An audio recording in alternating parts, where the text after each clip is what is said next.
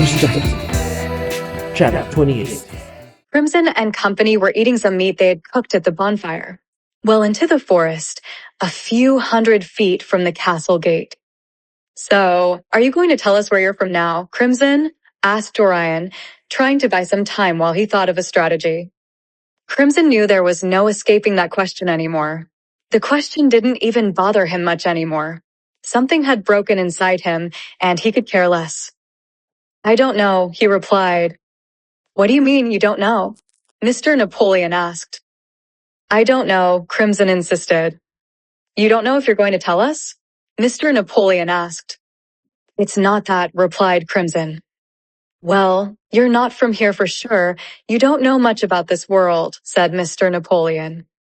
"I don't," Crimson replied while eating his meat. He was more preoccupied with his tummy issues than with anything else at the moment. "What about your mama and papa?" asked Mrs. Layla in a soft and gentle voice. "I'm not sure," he replied while yet taking another bite off that crispy, hot piece of meat. "It's okay," said Orion. "You don't have to talk about it if you don't want to. We can talk about something else."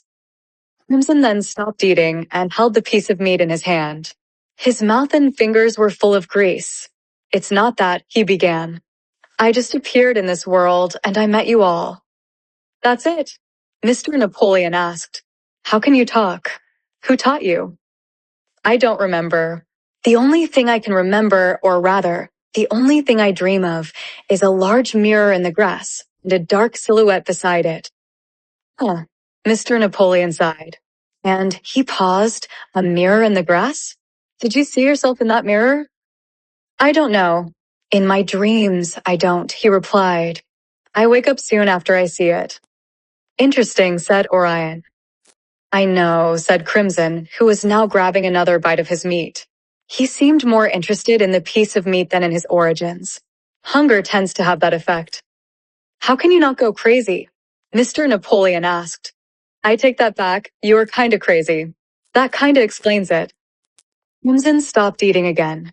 "What matters to me now is this land, you, my friends, the love I feel for you, the love I feel for Princess Molly, for Icones, the air I breathe, the forest, the mountains, the oceans, the sky, this piece of meat I am eating. Life. That's what's important," he replied.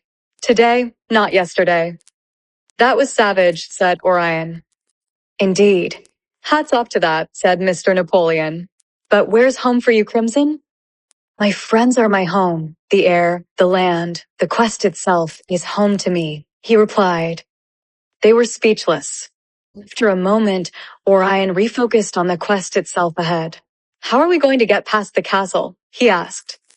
"We attack," muttered Crimson with a mouthful of meat. "Yes, but how?" Mr. Napoleon asked. "Straight on," said Crimson. "We can't do that," said Orion. "Do you want to die?" Mr. Napoleon asked. "No, but I do not wish to wait anymore," replied Crimson. "As a matter of fact, here I go." Crimson took a last bite of his meat and tossed the bone. He stood up and grabbed his sword. "Wait," said Orion. "I have a plan." "Which is?" Crimson asked, glancing back and seeing Orion with the corner of his eye. "We look for a weak spot in the barrier and try to break through it with all our force." "Too much time to waste," replied Crimson. "At least there's a better chance that we will survive like that, not dashing into our death. Or even better, you think you're a hero? Go! Go ahead and go, Crimson. I'm sick and tired of your heroic insolence. Even better, you want to fight? I'll give you a fight right here." Mr. Napoleon exclaimed. He then picked up a stick and bolted towards Crimson. He gave a war cry and hit Crimson with a stick. Crimson blocked it with his sword without much effort. "Is that all you got, Crimson? Fight me, you coward." Crimson stopped and pondered for a minute. He was now beginning to realize how foolish he looked, wanting to go attack the castle by himself. Mr. Napoleon had a way of showing him.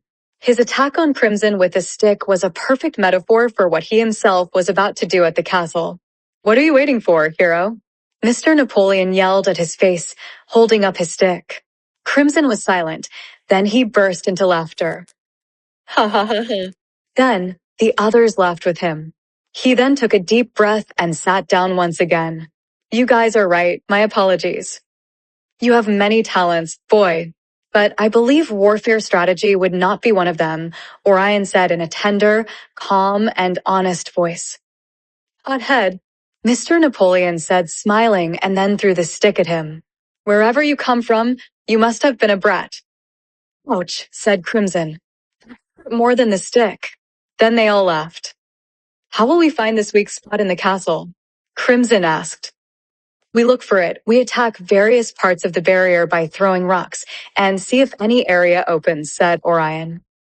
Let's go do that then, exclaimed Mr. Napoleon.